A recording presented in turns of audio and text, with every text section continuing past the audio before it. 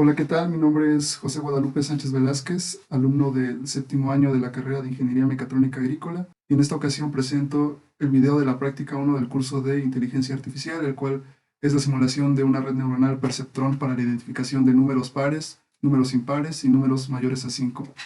Este algoritmo fue propuesto por Frank Rosenwald en 1957 y bueno, el objetivo de este algoritmo es encontrar un hiperplano capaz de separar correctamente un conjunto de datos que sean linealmente separables, o dicho de otra manera, pues esta línea se conoce como línea o frontera de decisión, cuya función es dividir un espacio de entradas para clasificar patrones binarios. El problema que se plantea para esta práctica dice lo siguiente: a partir de las entradas binarias para un display de 7 segmentos de cátodo común, encontrar las matrices de pesos sinápticos y vectores de polarización para determinar si una entrada de 7 bits corresponde a un número par, impar o mayor a 5. Aquí tenemos una imagen del cátodo común. Sabemos que para dibujar cada número necesitamos una entrada de 7 bits, las cuales podemos ver en la siguiente tabla. Para dibujar el 0 tenemos esta entrada de 7 bits, para el 1 lo mismo, tenemos una entrada de bits para cada número.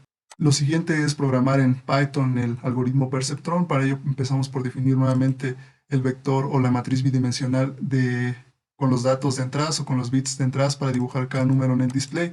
Después creamos los vectores con los valores esperados, que son el vector para los números pares, el vector para los números impares y el vector para los números mayores a 5. Lo siguiente es definir el vector con los pesos sinápticos y el vector con el valor de polarización. Podemos ver en el código que empezamos inicializando estos vectores o estas variables con valores aleatorios. Este código se ejecuta cierta cantidad de veces, en este caso 300 veces, y de esta manera garantizamos tener un error igual a 0, como lo podemos ver aquí en los resultados. Lo siguiente fue simular el problema en Proteus. Para ello creamos el siguiente circuito, en donde usamos el PIC16F877A. Podemos ver que cuenta con su respectivo sistema mínimo.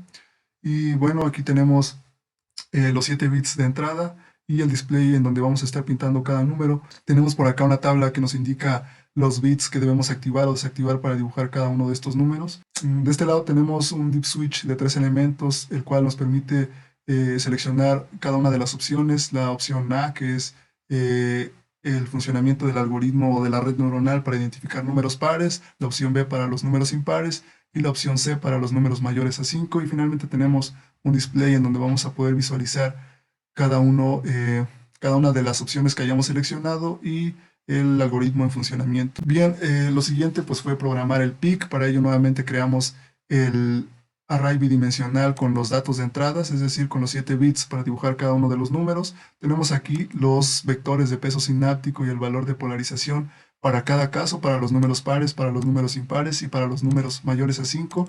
Recordemos que estos valores los obtuvimos como resultado del entrenamiento en Python. Bueno, nuevamente creamos el algoritmo perceptrón, solo que en este caso pues ya no es necesario ejecutarlo cierto número de épocas o realizar cierto número de iteraciones. Únicamente lo hacemos una vez y bueno, pues creamos un menú para seleccionar cada una de las diferentes opciones. A continuación vemos el funcionamiento del algoritmo o de la red neuronal para identificar cada uno de estos números. Vemos que la primera opción es la identificación de números impares. Entonces pues aquí tenemos como número inicial el 2, y en la pantalla vemos que el algoritmo nos indica que el 2 no es un número impar, lo cual es cierto. Ahora, por ejemplo, pintamos el número 5 de esta manera, y vemos en la pantalla LCD que la red neuronal nos indica que el 5 efectivamente es un número impar. Hacemos ahora la prueba para la primera opción, que es la identificación de números pares, y vemos que el 5 pues no es un número par, y eso es cierto. Ahora pintamos el número 6 y el algoritmo nos indica que el 6 efectivamente es un número par.